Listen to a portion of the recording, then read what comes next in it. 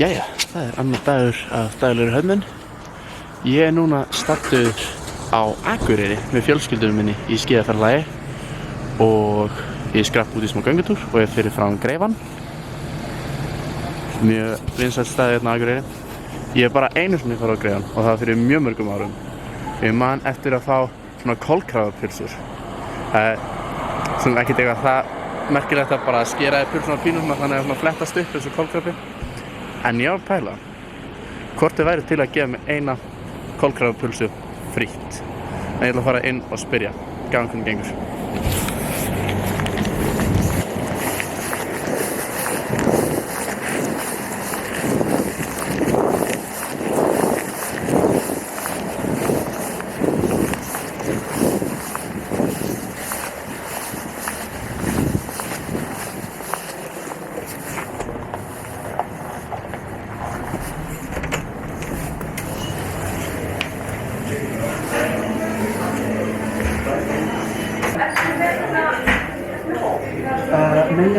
Eina spurning.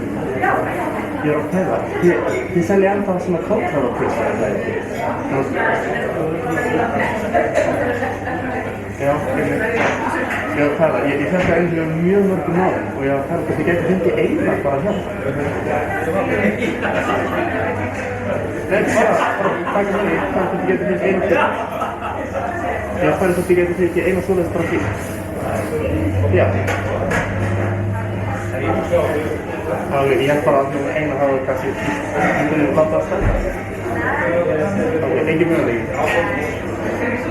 Ok, alltaf helmar. Takk samt fyrir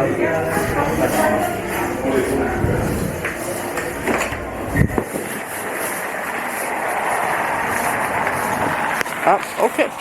Þau voru ekki til að gefa frítt, en þau áttu það til og voru til að gefa mig eina staga. Ég bara var ekki með veski á mig þannig að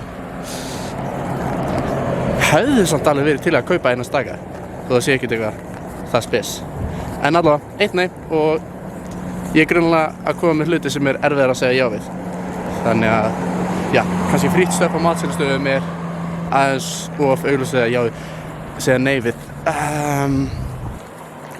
En ég er með nokkra hugmyndi, ég er búinn að skrifa aðeins endurskipuleggja listan og það eru fleiri hluti á leiðinni sem eru kannski aðeins svona áhugaverðari.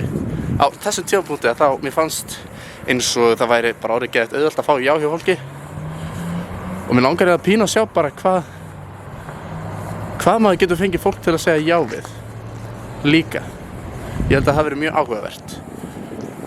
En markmiðið er samt ennþá að fá höfnun og já. Allavega, ef við erum eitthvað hugmyndir að þá endilega skjótið. Ég kannski nota þér mögulega.